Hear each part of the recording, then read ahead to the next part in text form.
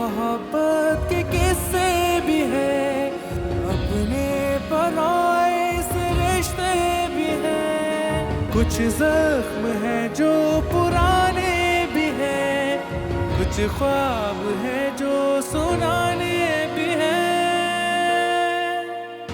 हर एक चेहरे पे लिखी हुई है एक अजनबी दास्तां। पर खुर्रात, कभी कभी रोना सेहत के लिए अच्छा होता है, लेकिन रोने से कोई मसला हल नहीं होता। वो जा रही है हमेशा के लिए ऑस्ट्रेलिया अपनी माँ के साथ। तो रोक लो उसे। सी आपको पता है ना वो कितनी जिद्दी है वो। तो तुम भी जिद पर उतर आओ। अरे मैं क्या करूं अभी। मैं आप चाहते हैं मैं फिल्मी हीरो की तरह जाऊं एयरपोर्ट वहां जाके 4 डायलॉग बोलूंगा और सब रुक जाएगा मेरे लिए? ऐसा नहीं होता है, फिल्म में ही है। फिल्म तो हम है, चलती फिरती कहानियां। हमारी जिंदगी हमारी फिल्म है और हम सब अपनी अपनी फिल्म के हीरो हीरोइन।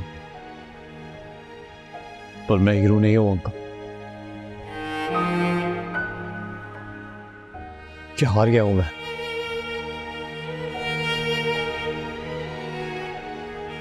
ये हीरो का हार जीत से कुछ लेना देना नहीं होता। हीरो वो नहीं होता जो जीतता है। हाँ, हीरो वो होता है जो हार नहीं मानता, गिरता है, बार बार गिरता है, पर पहले से ज्यादा ताकत से उठता है।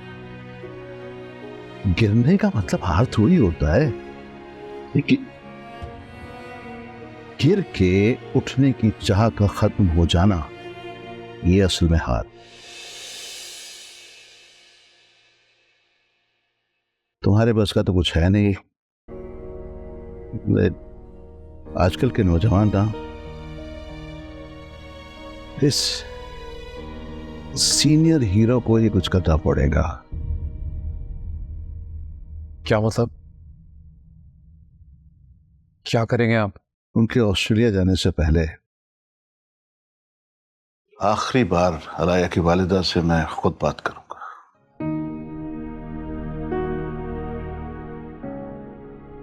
एक ख्वाब है जिंदगी ये, कोई शराब है जिंदगी ये, सालों पुरानी बात थी, लंबी ये गम की रात थी। अब जो तुझसे मिलूंगा मुझे पूछना है सवाल कोई, मुझ में बसता है ख्याल कोई। तू मेरा होकर क्यों ना मेरे पास रहा, शायद मेरे इस ख्याल का सवाल का बदबख्त जवाब है जिंदगी ये, जिंदगी ये। रोहान, तुम्हें इन्हें यहाँ लेकर नहीं आना चाहिए था। का कोई कसूर नहीं है। Come on man, he's a hero. He's my hero. रुक जाओ, मेरी बात सुनकर जाना। बैठ जाओ बस। मैंने तुम्हें कहा था मैं लौट आऊंगा, फिर तुमने थोड़े से इंतजार में ही हार मान ली। जो कुछ भी हुआ मैं तुम्हें माफ कर दूंगा, लेकिन तुम बच्चों पर जुल्म मत करो।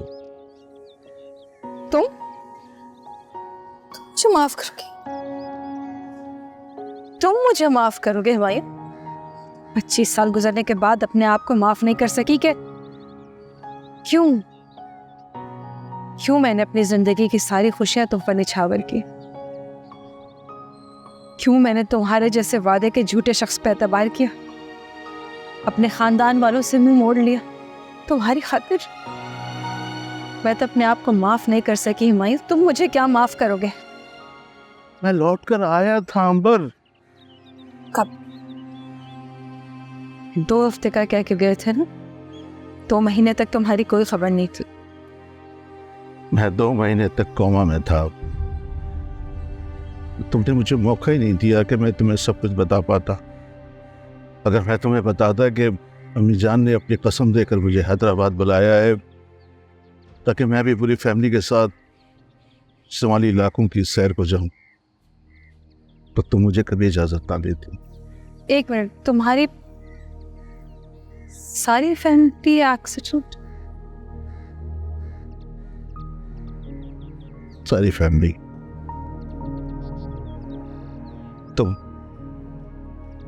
कुदरत ने मौजज़ा किया कि 1 साल का रूहान, उसे कोई खराश तक नहीं आई, और उसके अलावा अगर कोई सांस बाकी थी तो वो मेरी थी। मेरी बस सांस ही बाकी थी। होश तो मुझे 6 हफ्तों बाद आया, और फिर डॉक्टर ने जब मेरी गोद में नन्हे रूहान को दिया तो मुझे लगा कि मुझे गिरकर उठना होगा। मैं अपनी अंबर का हीरो हूं। सब कुछ खो जाने के बाद भी अंबर में हैदराबाद भी नहीं गया, सीधा यहाँ आया। यहाँ आया तो कैंटीन वाले शमशाद भाई ने मुझे बताया कि उसने तुम्हें किसी मर्द के साथ गले मिलकर जाते हुए देखा, और उसके बाद तुम हमेशा हमेशा के लिए ऑस्ट्रेलिया चली गई। और फिर मैं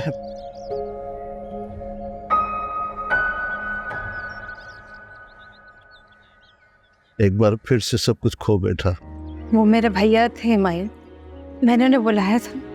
जब महीनों तुम्हारी कोई खबर नहीं मिली तो तुम्हारे दफ्तर वालों से मालूम किया। उन्होंने कहा 2 महीने से तुम्हारा कुछ अता पता नहीं मालूम। हम तुम्हारे हैदराबाद वाले घर भी गए थे, कोई खबर नहीं थी तुम्हारी मायूं। और उस वक्त हमारा ऑस्ट्रेलिया चले जाना ही बेहतर था।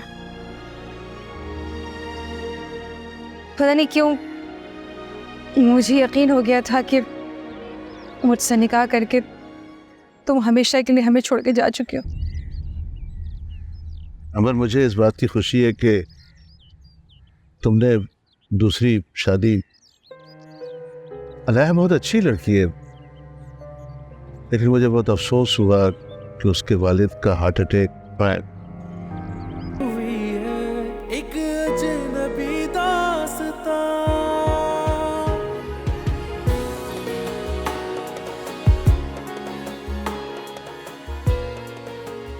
से कहानी बुनी है जो अनकही अनसुनी है, रिश्तों के उलझे फसाने, कुछ खूबसूरत बहाने, चाहत मोहब्बत के किस्से भी है, अपने पराए से रिश्ते भी हैं। कुछ जख्म है जो पुराने भी हैं, कुछ ख्वाब है जो सुनाने